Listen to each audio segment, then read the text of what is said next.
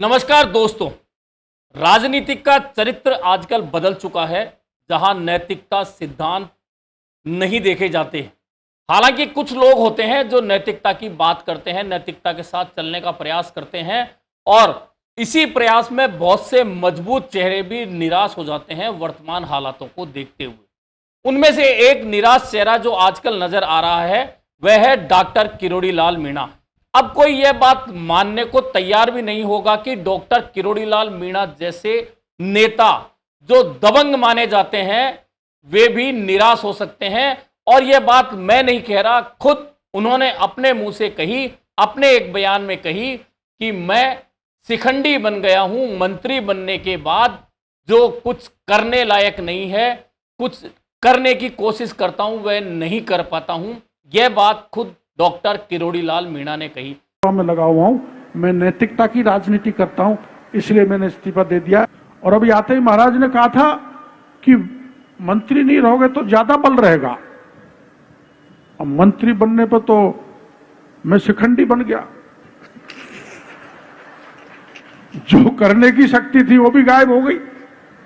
और दूसरी जो चर्चा राजस्थान में 2 दिन से है वह है हनुमान बेनीवाल के एक बयान की। सांसद हनुमान बेनीवाल ने एक सभा में एक बयान दिया कि तेजा जी के गाने पर नाचने से कोई मुख्यमंत्री नहीं बन जाता, और वही सभा में बैठे हुए एक व्यक्ति की ओर इशारा करते हैं कि अगर तेजा जी के गाने पर नाचने से कोई मुख्यमंत्री बनता तो यह बन जाता। आज की तारीख में कोई हालात है नहीं। अब खाली आप ज्यादा हो जाए नेता अपना कहीं करे तेजा जी का गाना में नाचो कहीं बनी थी, मतलब क्यों बनी पर तो नचा रहा है अगला मुख्यमंत्री बन गई नचा रहा तो वो बनी थी अभी तो बढ़िया नाचो बच्चों आना करेंगे तो टिकट दे देंगे, आगे बड़ा होगा तो। अब यह बात उन्होंने किसके लिए कही, यह बात सब जानते हैं। और उसके बाद उनके समर्थकों ने तुरंत उस नेता के वीडियो डालना शुरू कर दिए जो तेजा जी के गानों पर चुनाव में नाचकर तालियां बटोर रहा था। तालियां नहीं, तालियों के साथ भी वोट भी खूब जमकर बटोरे। अब पहले डॉक्टर किरोड़ी लाल मीणा की बात करें तो सवाई माधोपुर में राम कथा का आयोजन मुरलीधर महाराज के श्रीमुख से हो रहा है और डॉक्टर किरोड़ी लाल मीणा की वहां उपस्थिति देखी जा रही है। और उस उपस्थिति के दौरान उन्होंने माइक पकड़ा और माइक पर जब वे बोल रहे थे उसी दौरान उन्होंने 2 बहुत इंपॉर्टेंट बातें कही। पहली तो यह कि मंत्री बनने के बाद मैं शिखंडी बन गया हूं और कुछ नहीं कर पा रहा हूं, लेकिन हमीर की धरती से बात कर रहा हूं जिस हमीर ने अपने वचन के लिए प्राण न्योछावर कर दिए थे, मैं भी झुकूंगा नहीं। मैं लगा हुआ हूं, मैं नैतिकता की राजनीति करता हूं, इसलिए मैंने इस्तीफा दे दिया। और अभी आते ही महाराज ने कहा था कि मंत्री नहीं रहोगे तो ज्यादा बल रहेगा। अब मंत्री बनने पर तो मैं शिखंडी बन गया, जो करने की शक्ति थी वो भी गायब हो गई। और हटीले हमीर जिसने अपने वचन निभाने के लिए प्राण न्योछावर कर दिया, दुश्मन के सामने सिर नहीं झुकाया। मैं भी आपको वचन दे चुका, उस जो विधानसभा के चुनाव में दिया था, मैं किसी के सामने सिर झुकाने वाला नहीं हूं। केवल सिर झुकाऊंगा तो आपके सामने, जनता जनार्दन के सामने झुकाऊंगा और आपका कल्याणकारी काम करूंगा।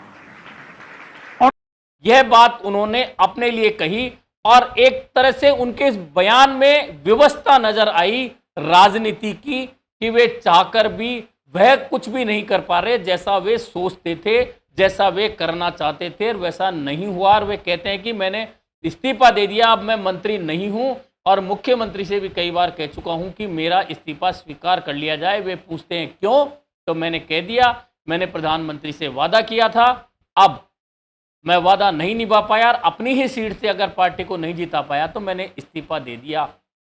इसके अलावा उन्होंने एक बहुत इंपॉर्टेंट बात और कही कि मेरी बराबर वाली सीट गंगापुर सिटी है, जहां के विधायक कहते थे कि मीणा और आदिवासी हिंदू नहीं हैं, लेकिन वे फिर जीत कर चले गए। वहां जहां से जीत कर गए हैं वहां हिंदुओं की संख्या बड़ी है, बहुत बड़ी संख्या है।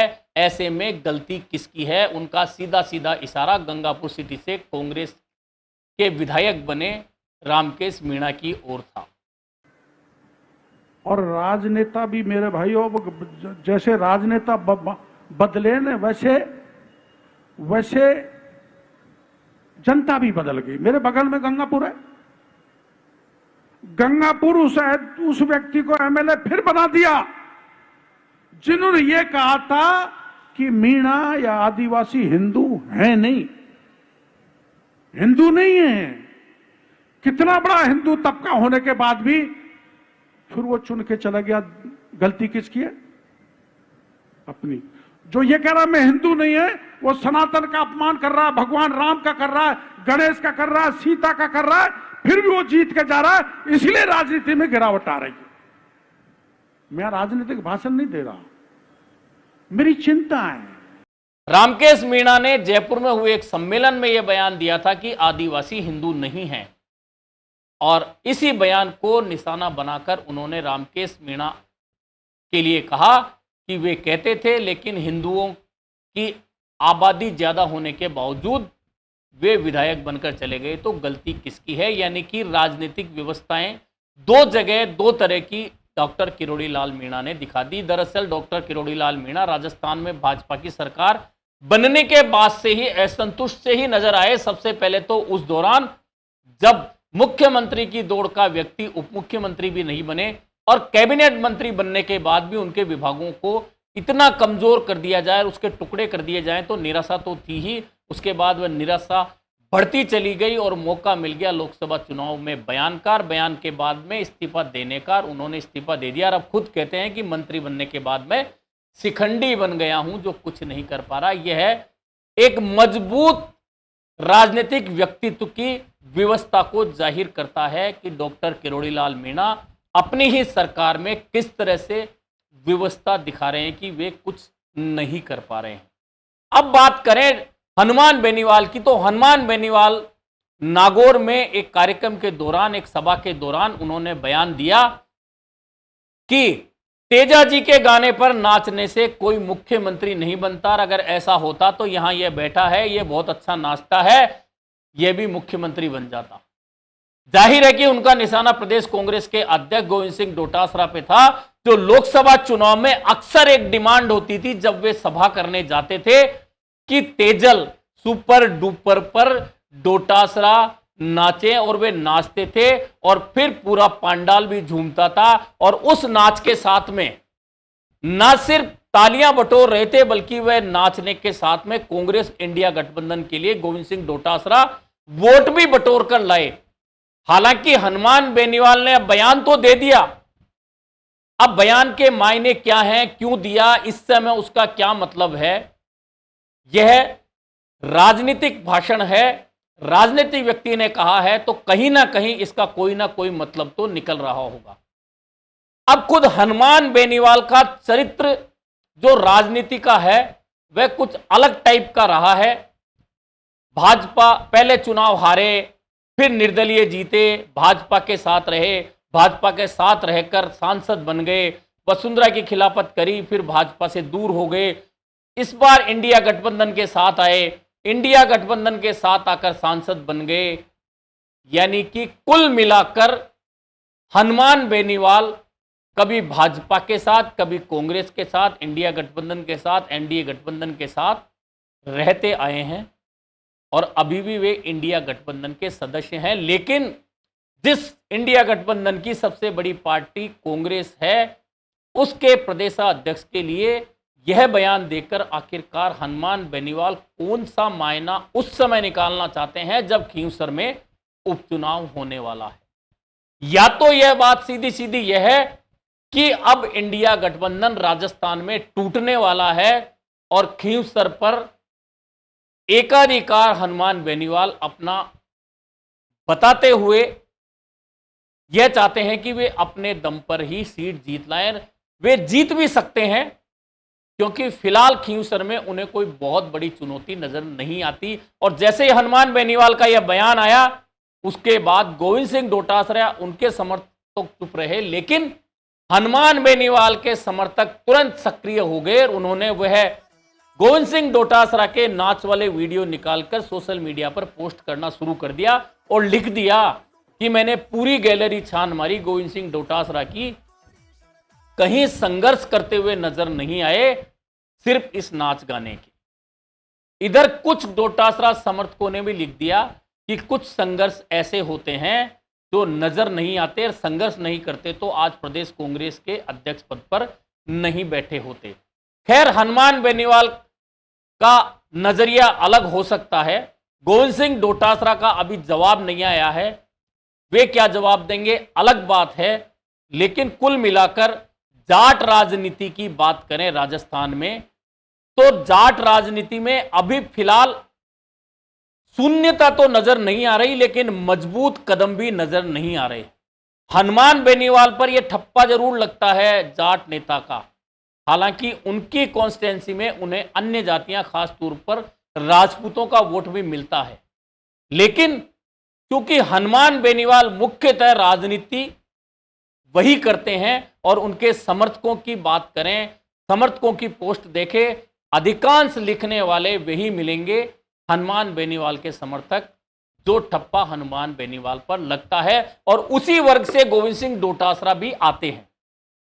गोविंद सिंह डोटासरा भी जाट नेता खुद को नहीं कहलाए, लेकिन वे जाट कॉन्स्टिट्यूंसी से लड़ते हैं, चुनाव जीतते हैं, जाट हैं, इससे इनकार नहीं किया जा सकता। उनके समर्थक भी बहुत सारी जातियों में हो सकते हैं, लेकिन अधिकांश समर्थक जाट हैं, इससे भी इनकार नहीं किया जा सकता। और हरीश चौधरी भी जाट हैं और उनके अधिकांश समर्थक भी जाट हैं, अन्य जातियों के भी उनके समर्थक हैं।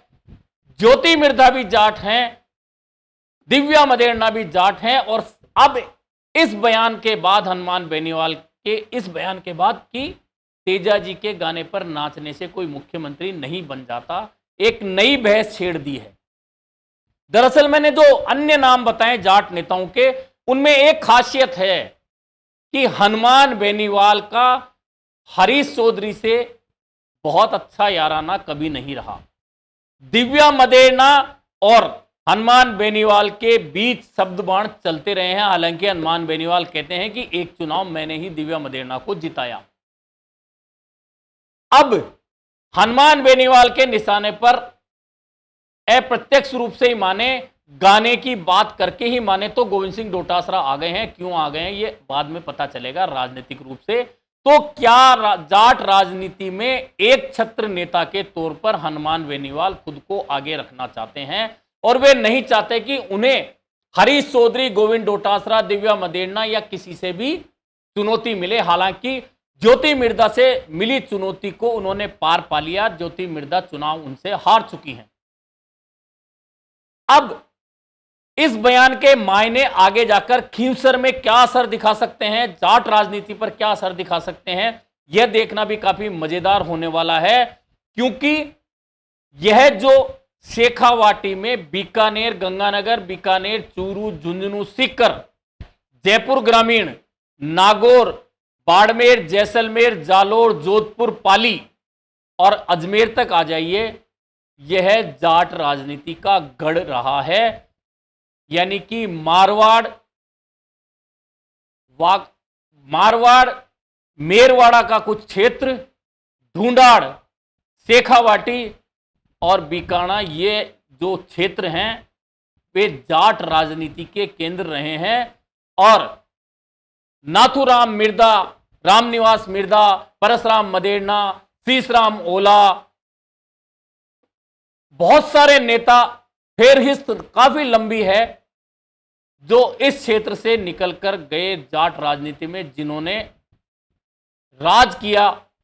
एक नटवर सिंह को अलग कर दीजिए, अपवाद थे जो भरतपुर की धरती से थे, अन्यथा जाट राजनीति का दबदबा गंगानगर से लेकर जो जिले मैंने बताए उनमें रहा है। और अब भी चाहे गोविंद सिंह डोटासरा की बात कर लें तो वे शेखावाटी के सीकर से आते हैं। राम सिंह कसवा और उनके पुत्र जो राहुल कसवा चूरू से सांसद हैं, वे चूरू से जाट राजनीति के चेहरे हैं। हनुमान बेनीवाल नागौर से चेहरे हैं, ज्योति मिर्धा भी नागौर से चेहरा है, रिचपाल मिर्धा भी नागौर से चेहरा रहे हैं। बाड़मेर से हरीश चौधरी हैं, जोधपुर से दिव्या मदेरणा हैं।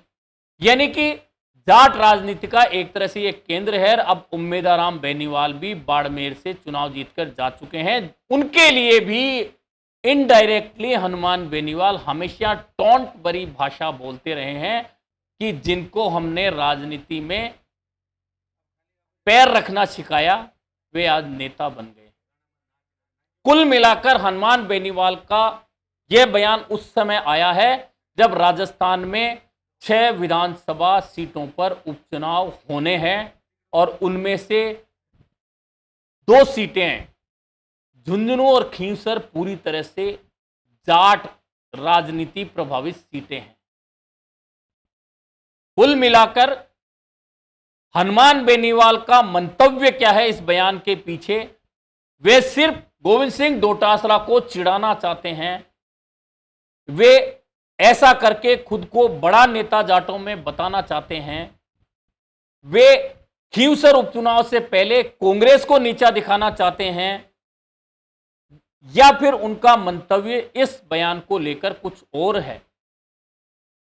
दरअसल देखा होगा आपने, इस बार का लोकसभा चुनाव जो हुआ उसमें जाट राजनीति में एक बदलाव देखने को मिला और यह बदलाव इतना ज्यादा था कि जो भाजपा लगातार तीसरी बार 25-0 की बात कर रही थी वह 14 सीटों पर सिमट गई और जाट बाहुल्य क्षेत्रों में कांग्रेस और इंडिया गठबंधन की जीत हुई। जीत ही नहीं हुई, इन सीटों पर चुनाव प्रचार के लिए गोविंद सिंह डोटासरा की गंगानगर से लेकर कोटा तक, जहां कोटा में जाट नहीं है इसके बावजूद डिमांड रही, टोंक में डिमांड रही, दौसा में डिमांड रही।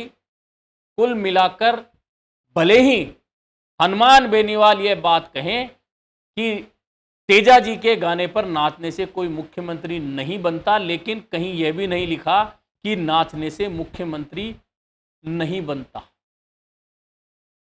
क्योंकि देश की राजनीति में चाय वाला अगर प्रधानमंत्री बन सकता है, कोई योगी मुख्यमंत्री बन सकता है और नाचने गाने वाले बहुत सारे एक्ट्रेस और एक्टर सांसद और केंद्रीय मंत्री बन सकते हैं, तो जो खालिस राजनीति करते हुए जनता की मांग पर कोई नाच रहा है वह भले ही अपने मुंह से ना कहे, लेकिन यह कहां लिखा है कि वह मुख्यमंत्री नहीं बन सकता।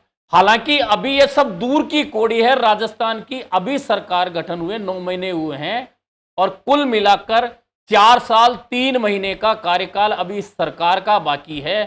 उसके बाद में यह पता चलेगा कि नाचने वाला मुख्यमंत्री बनेगा, नहीं नाचने वाला मुख्यमंत्री बनेगा, बयानवीर मुख्यमंत्री बनेगा, किसी अन्य जाति का मुख्यमंत्री बनेगा, जाट बनेगा, एससी बनेगा, एसटी बनेगा, राजपूत बनेगा, ब्राह्मण बनेगा, बनिया बनेगा।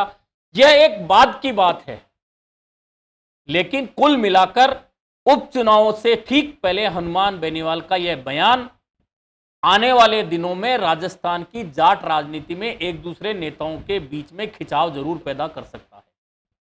तो कुल मिलाकर एक और तो व्यवस्था भरी राजनीति करने वाले डॉक्टर किरोड़ीलाल मीणा अब खुद को शिखंडी बताने की बात कर रहे हैं कि अब मैं बेबस हूं, मैं कुछ नहीं कर पा रहा, मंत्री बनने के बाद मैं शिखंडी बन गया हूं। दूसरी ओर हनुमान बेनीवाल प्रदेश कांग्रेस के अध्यक्ष को लेकर इस तरह के बयान दे रहे हैं, यानी कि आने वाले दिनों में राजस्थान की राजनीति में और भी बहुत सारे इस तरह कटाक्ष भरे बयान, व्यवस्था भरे बयान, बेबसी भरे बयान, खिंचाव वाले बयान, तकरार वाले बयान देखने को मिलेंगे। क्योंकि चुनाव चाहे एक सीट का हो चाहे आम चुनाव हो, नेता बयान से ही जिंदा रहते हैं, बयान ही खाते हैं, बयान ही देते हैं, बयान ही पीते हैं और बयान ही उनके लिए तालियां बटोरता है, बयान ही उन्हें नेता बनाता है और बयान ही उन्हें सीट से नीचे उतारता है। अभी के लिए इतना ही, फिर मिलेंगे नए मुद्दे पर चर्चा।